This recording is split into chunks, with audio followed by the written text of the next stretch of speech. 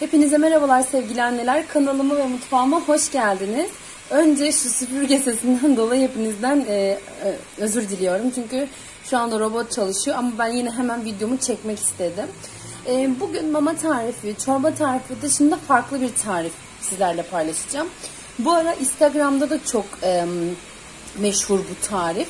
Dedim ki neden biz de denemiyoruz, neden ben de takipçilerimle paylaşmıyorum. O yüzden şimdi bunun tarifine geçeceğiz. Bu tarifi ben de Instagram'da çok gördüm. Şu anda benim hem kızımda ve hem de oğlumda müthiş bir öksürük var arkadaşlar. Asla geçmiyor. Yani oğlum okula başladığından beri, bu arada benim oğlum ana sınıfına başladı. O okula başladığından beri sürekli hasta. O hasta olduğu için kızım da sürekli hasta. Çünkü ister istemez kardeşlerine bulaşıyor. Şimdi lafı çok uzatmadan hemen nasıl olduğunu, tarifin nasıl olacağına geçelim. Burada 5 diş sarımsağım var. Bunu güzelce havanda döveceğiz. Ben bu havanın, yani şu havanın tahta elini bulamadım. O yüzden bakır havanımın eliyle ezeceğim. Şöyle minik bir kavanozum var. Bu biliyorsunuz klasik mama kavanozu. Hepimizin evinde muhtemelen vardır diye düşünüyorum. Bir de tabii ki zeytinyağı. Şöyle göstereyim. Zeytinyağımız arkadaşlar soğuk, sıkım olması gerekiyor ve tamamen organik olması gerekiyor ki bu faydayı verebilsin. Bizim zeytinyağımız organik. Bulunduğumuz yerde biliyorsunuz yani Osmaniye zeytinin mekanı. O yüzden zeytinyağı çok bulunduruyoruz, biz de elimizde alabiliyoruz, burada organik zeytinyağını bulabiliyoruz. Her neyse videomuzun tarifimizin yapımına geçelim. Sizler bile birlikte ben de göreceğim.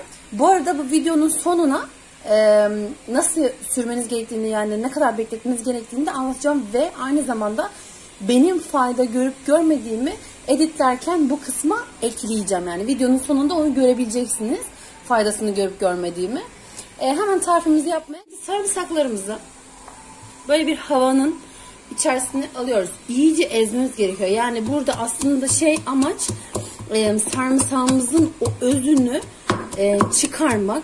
Tamamen o özünün çıkması gerekiyor ki şöyle iyice sizi yakınlaştırayım ki rahat rahat görün. Dediğim gibi iyice eziyoruz ki o özü müthiş bir şekilde çıksın. Biliyorsunuz zaten sarımsak doğal antibiyotik ve yani birçok şeye faydası var. Birçok sıkıntıya, vücuttaki iltihaba, zaten hani öksürük de genelde iltihaptan kaynaklandığı için çok faydası olacağını ben de düşünüyorum. Bu kadar ezmek yeterlidir bence. Evet. Hemen bir kaşık alıyorum. Evet, ben güzelce ezdim. İyice böyle özü çıktı tamamen. Şimdi şu kavanozumun içerisine alacağım.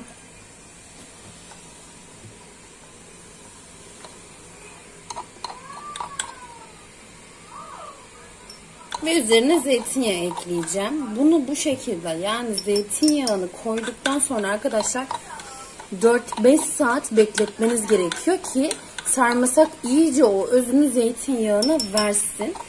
Ben mesela şu anda saat 3'e çeyrek var. Bunu şimdi yapıyorum ki gece çocuklarım uyuduğu zaman ayaklarının altına süreyim, çoraplarını giydireyim ve uyutayım. Bu saatte bu yüzden yapıyorum. Siz de yani hani o vakite göre, gece uyuma vakitlerine göre ayarlarsanız çok iyi olur ki bekletmiş, yani o faydasını görebilmeniz adına. Şimdi zeytinyağımı hemen alıyorum. İyice döküyorum. Bu kadar yeterli. Böyle bir karıştırıyorum. Biraz da zeytinyağını döktük. Siz dökmeyin. Zaten sarımsak dibe çökecek arkadaşlar. Yağ yukarı çıkacak. O yüzden yağı rahat bir şekilde de sürebileceksiniz aslında. Hemen kapağını kapatıyorum.